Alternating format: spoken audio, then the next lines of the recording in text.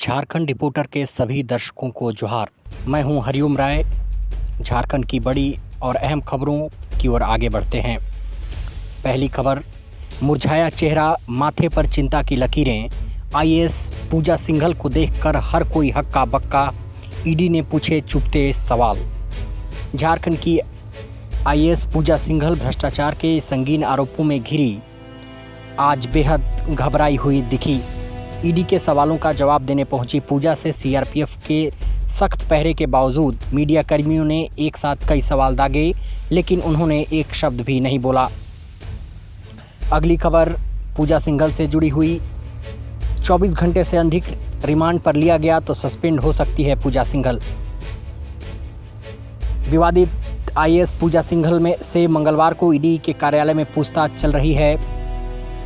पूछताछ के बाद अगर किसी कारण से उन्हें रिमांड अथवा हिरासत में लिया गया और इसकी अवधि 24 घंटे से अधिक हुई तो उन्हें निलंबित किया जाएगा। फिलहाल सूत्र बता रहे हैं कि मौजूदा हालात में राज्य सरकार उनके निलंबन को लेकर कोई निर्णय लिए बगैर सूचना केंद्र को भेज देगी और इंतजार करेगी कार्यवाही वहीं से हो। इस बीच सूचना है कि पूजा सिंघल ने 31 मई तक छुट्टी के लिए मुख्य सचिव को आवेदन दिया है, लेकिन वहां से इसे स्वीकृत नहीं किया गया है। अगली खबर, हेमंत सोरेन ने चुनाव आयोग से कहा नोटिस पढ़ने का मौका नहीं मिला, एक महीने का समय दे दीजिए।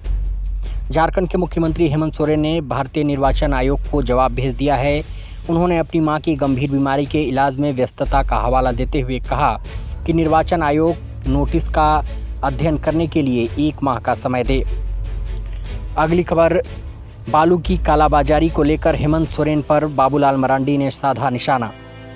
बाबूलाल मरांडी ने बालू की किल्लत और कालाबाजारी को लेकर राज्य सरकार पर निशाना साधा है। उन्होंने कहा कि जब राज्य के मुखिया और उनका परिवार ही नदियों के बालू पर कुंडली मारे बैठा हो तो बालू के दाम तो आसमान छुएंगे ही। झारखंड में बालू के संगठित लूट के कारण आज स्मार्ट सिटी का काम अधर पर लटका है। कंपनियों और ठेकेदारों ने लूट के माल को ऊंचे दाम पर खरीदने से इनकार कर दिया है। राज्य सरकार अपने अधिकारियों के माध्यम से बालू की खुली लूट की छूट दे रखी है। आज लोगों को न घर बनाने के लिए बालू मिल रहा है, न पुल पुलियों के निर्माण के लिए ही। मैंने सदन में इस पर कई बार आवाज़ उठाई है। सरकार ने 15 दिनों में टेंडर करने की बात कही, लेकिन सब ढांक के तीन पात, ऐसा बाबूलाल मरांडी ने आरोप लगाया। उन्होंने कहा कि चोरी, बेईमानी व झारखंड के गरीबों की जंगल जमीन पत्थर बालू लूट कर बेहिसाब दौलत इकट्ठा करने वाले का स्याह चेहरा जब भी उजागर होता है तो ये लोग खुद को आदिवासी बताने का ढाल इस्तेमाल करने लगते हैं, ऐसा पूर्व मुख्यमंत्री बाबूलाल मरांडी ने कहा है। राष्ट्रीय खबर की ओर बढ़ते हैं। ज्ञानवापी मामले में आज भी जारी रहेगी सुनवाई। हिंदू पक्ष की मांग, आदि विश्वेश्वर मंदिर का परिसर का हिस्सा है ज्ञानवापी, सभी मुकदमों को कोर्ट एक साथ सुने। ज्ञानव्यापी प्रकरण को लेकर विश्व वैदिक सनातन संघ के प्रमुख जितेंद्र सिंह बिसेन द्वारा अदालत में केस वापस लेने की घोषणा के बाद केस दर्ज करने वाली 5 महिलाओं ने जब इससे इनकार कर दिया तो खुद को अलग थलग पड़ता देख सोमवार को जितेंद्र सिंह बिसेन ने यू टर्न ले लिया।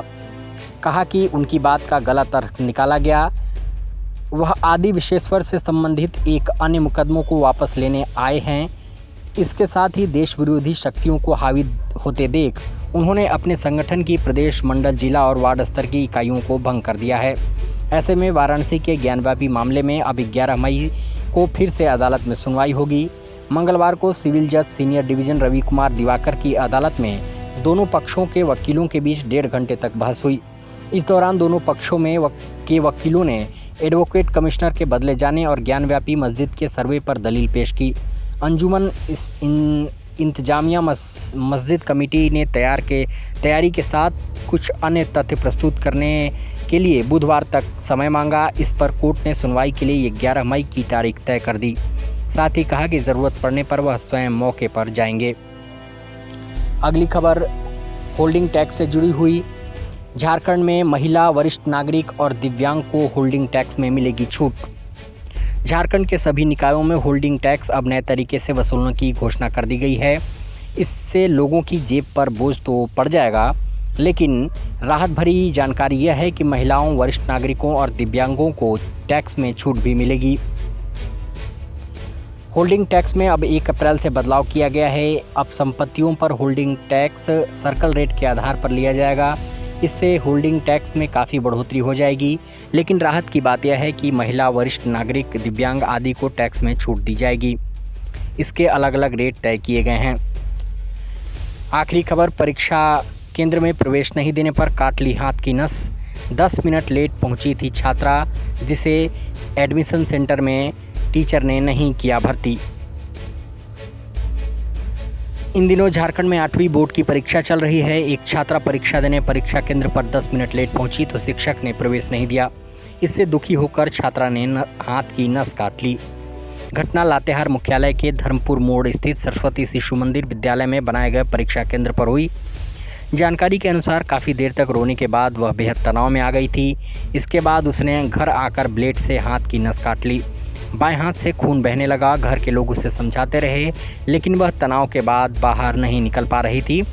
मां ने भी बेटी को खूब समझाया, लेकिन वह तनाव से नहीं उबर पा रही थी। साहिबगंज से अपने सहयोगी सागर शर्मा के साथ ब्यूरो रिपोर्ट, झारखंड रिपोर्टर।